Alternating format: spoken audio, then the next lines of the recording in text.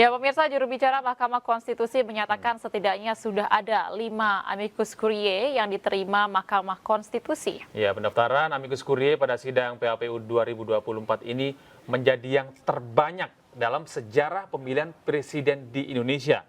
Dan yang terbaru ini pemirsa, Presiden kelima Republik Indonesia, Megawati Soekarno Putri mengajukan diri sebagai sahabat pengadilan. Sebenarnya apa kegentingan yang membuat Ibu Mega mengajukan diri menjadi sahabat pengadilan? Kita akan bahas bersama dengan Sekjen PDI Perjuangan, Mas Hasto Kristianto. Selamat pagi, Mas Hasto. Apa kabar? Selamat pagi, apa kabar? Baik-baik, terima kasih. Baik, Mas Hasto. Ini kita tahu bahwa di saat-saat terakhir sembari kita menunggu putusan sidang MK ini, Bu Mega mengajukan diri sebagai amicus curiae atau sahabat pengadilan, begitu ya, Mas Hasto. Nah, ini sebagai seorang sahabat, apa yang ingin diajukan kepada Mahkamah Konstitusi ini?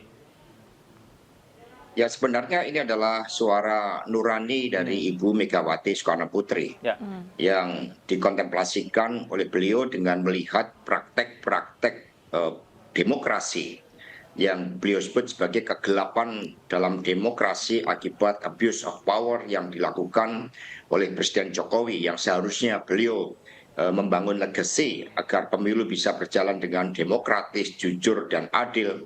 Tetapi terjadi suatu evolusi di dalam kecurangan pemilu, di mana pemilu 2024 ini merupakan perpaduan sempurna dari kecurangan-kecurangan yang dilakukan sebelumnya bersifat akumulatif. Karena itulah Ibu Mega dengan legitimasi moral dan juga rekam jejak demokrasi ketika berhadapan dengan rejim yang sangat otoriter, 32 tahun Orde Baru, sampai kantor PDI dibakar, kemudian tindak kekerasan, maka kemudian Ibu Mega menyuarakan seluruh getaran perasaannya. Ya. Saya bahkan ketika membacakan tulisan tangan dari Ibu Megawati Soekarno Putri yang mengingatkan kembali spirit dari Ibu Raden Ajeng Kartini, habis gelap terbitlah terang, saya pun ikut tergetar. Itu beresonansi karena yang disuarakan adalah suara kebenaran, sehingga dengan menjadikan Ibu Mega sebagai amicus curiae, maka diharapkan ini juga akan memperkuat para hakim MK di dalam mengambil keputusan agar berpihak kepada konstitusi, pada sikap-sikap kenegarawanan yang harus dimiliki oleh para hakim MK, dan juga keadilan serta kebenaran yang hakiki. Itulah yang diharapkan oleh Ibu Megawati Soekarno Putri. Iya, berarti hal-hal tersebut ini yang menjadi signifikansi dan juga modal sosial yang nantinya akan dibawa Bu Megawati sebagai sahabat pengadilan, begitu ya, atau amicus curiae.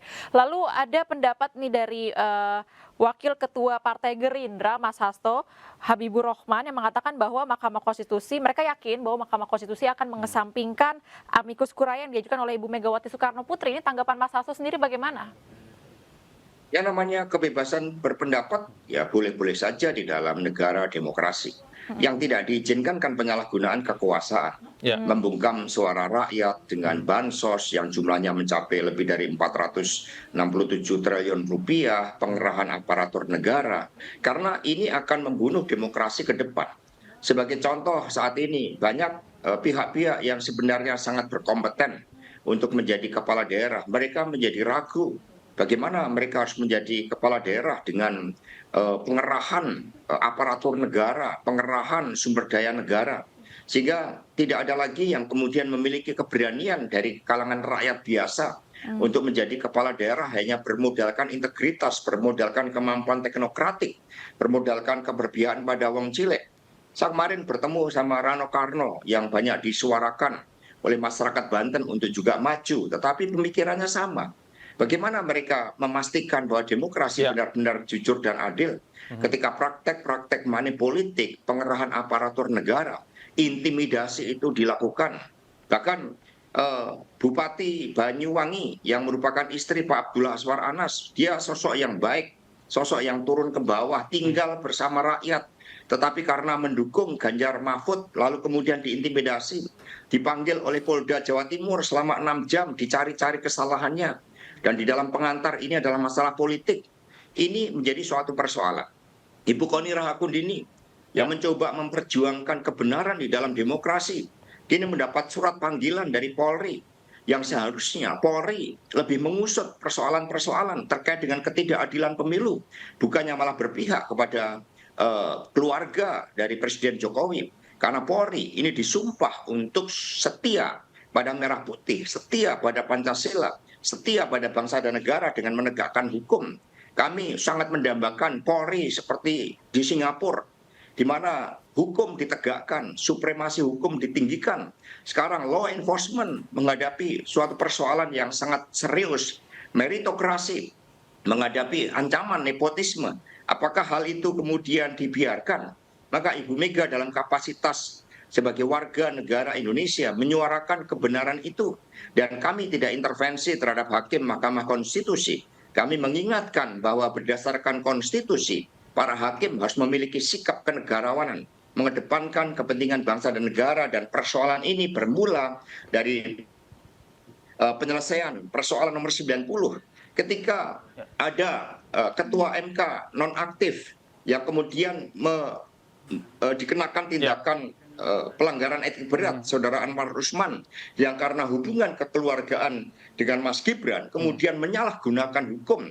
Ada intervensi kekuasaan dari istana. Apakah ini semua dibiarkan ketika demokrasi ke depan tidak ada artinya lagi, dan semua pengerahan kecurangan-kecurangan masif yang didukung oleh negara yang seharusnya berpihak kepada kepentingan rakyat.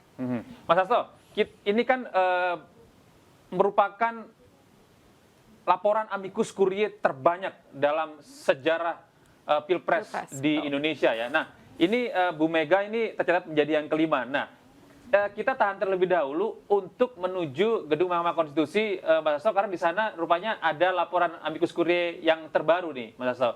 Sudah ada rekan kami di sana, Galuh. Selamat pagi.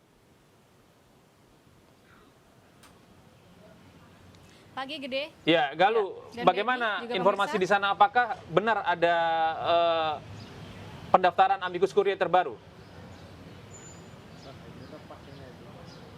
Ya, benar bahwa tadi sekitar pukul 9:50 ada dari Indonesia American Lawyer Association atau IALA yang mengajukan amicus curiae maksud kami ke gedung Mahkamah Konstitusi yang disampaikan oleh wakil dari IALA yaitu Birawa.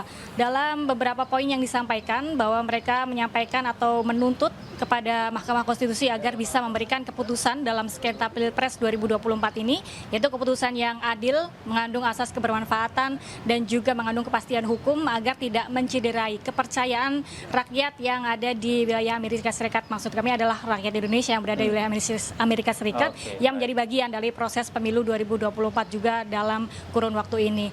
Dan beberapa poin diantaranya mereka menyampaikan ada beberapa kecurangan yang menjadi sorotan dalam penyampaian pendapat kepada pengadilan ini, yaitu diantaranya adalah kecurangan berkaitan dengan surat suara yang sudah tercoblos terlebih dahulu dan kemudian surat suara yang diberikan di luar jadwal yang seharusnya, dan hal-hal ini kemudian memberikan kebingungan bagi masyarakat Indonesia yang ada di wilayah Amerika Serikat dan akan menjadikan hal-hal yang patut untuk disoroti oleh pihak Mahkamah Konstitusi.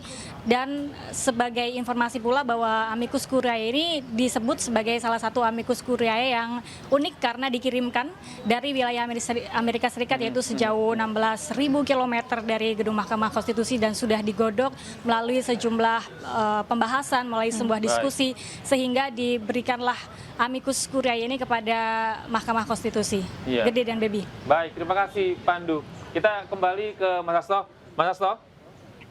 Ya. Mas Hasto, ini terbaru ada pendaftaran amicus curiae 16.000 km dari Indonesia, dari negeri Paman Sam, yang melakukan adanya bentuk-bentuk kecurangan yang patut untuk dijadikan pertimbangan ketika Mahkamah Konstitusi nantinya membacakan putusannya. Nah, ini menjadi catatan dalam sejarah bahwa ini amicus curiae yang terbanyak dalam sejarah Pilpres di Republik ini, Mas Hasto.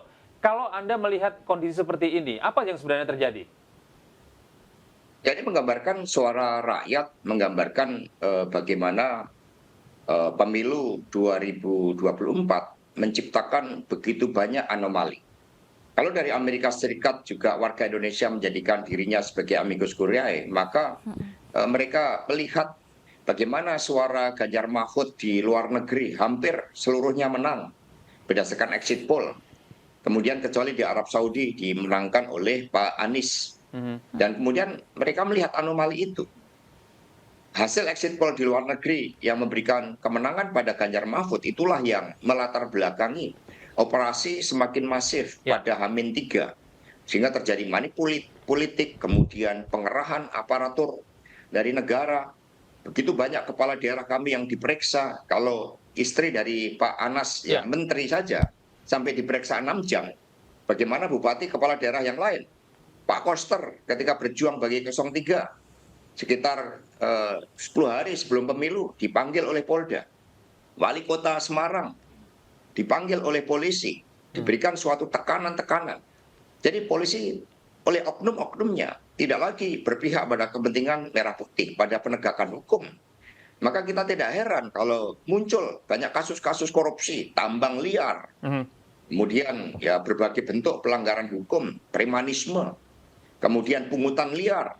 Ini menunjukkan bahwa demokrasi kita turun ke titik nadir dan saat ini kita menghadapi ancaman yang sangat serius, ancaman geopolitik, perang antara Iran sama Israel, melemahnya rupiah kita, ini harus diwaspadai. Kami sangat sedih ketika negara sedang berjuang untuk kepentingan rakyatnya, tetapi Presiden Jokowi lebih asik memikirkan keluarganya. Ini yang menjadi kontradiksi pokok, sehingga amicus curiae yang disampaikan termasuk dari Amerika Serikat itu menunjukkan perhatian yang begitu serius, rasa cinta terhadap demokrasi, terhadap kedaulatan rakyat, karena demokrasi tidak akan terjadi tanpa pemilu yang jurdil, dan ini akan membunuh kita.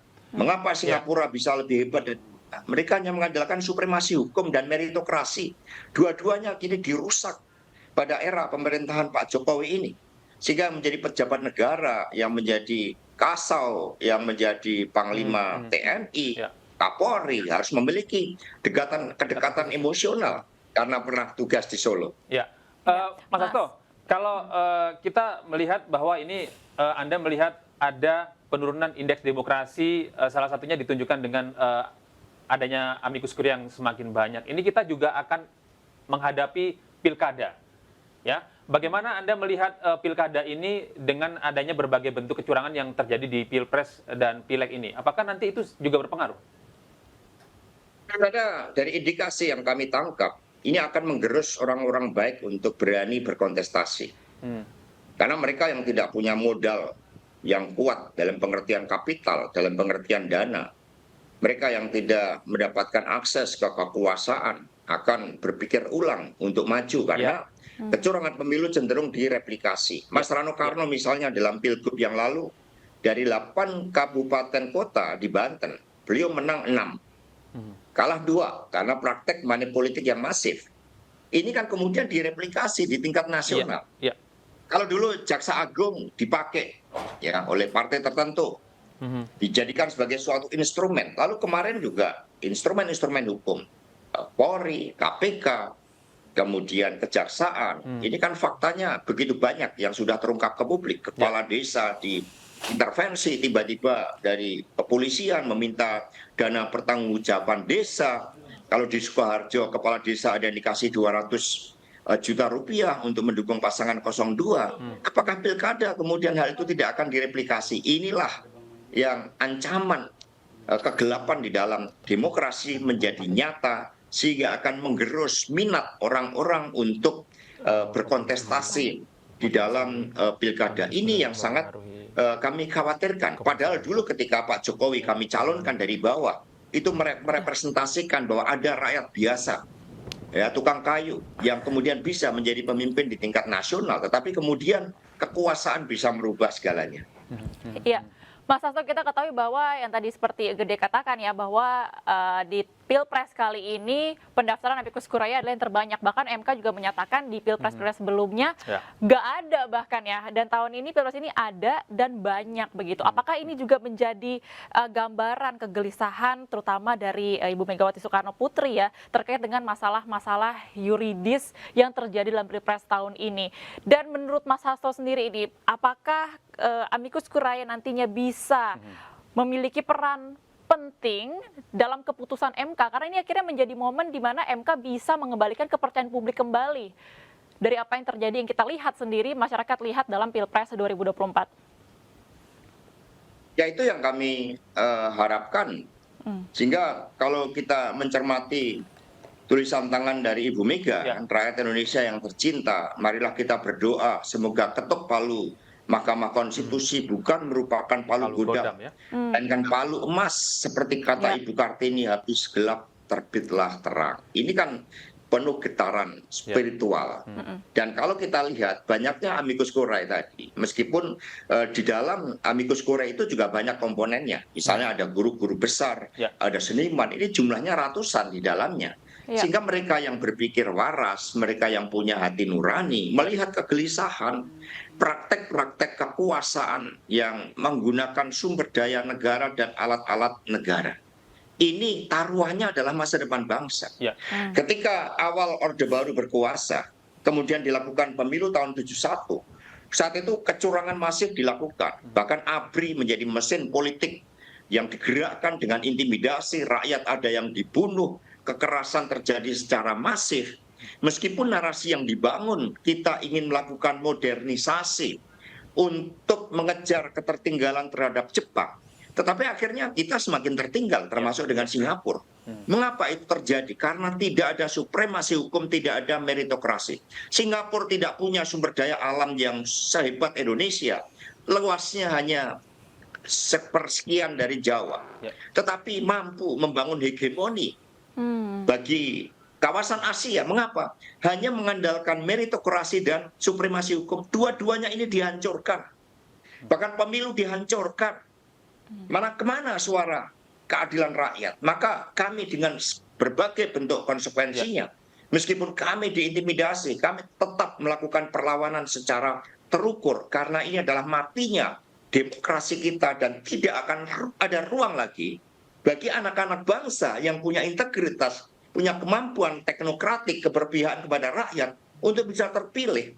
Karena praktek-praktek kecurangan itu akan direplikasi karena tiadanya law enforcement. Maka kami berharap Hakim MK tergugah spiritnya, nuraninya, sikap kenegarawanannya, agar titik-titik krusial yang membuat citra MK turun ke titik nadir di bawah kepemimpinan Paman Gibran, ini kemudian dapat dilakukan suatu recovery. Sehingga MK kembali berwibawa, berkeadilan, punya marwah karena memperjuangkan suara rakyat itu. Baik, terima kasih banyak Mas Hasto atas informasinya dan kesempatannya hari ini bisa bergabung bersama kami di iNews Today. Selamat siang, selamat beraktivitas, sehat selalu. Selamat beraktivitas Mas Hasto, Terima kasih. selamat sehat. Terima kasih. Terima kasih.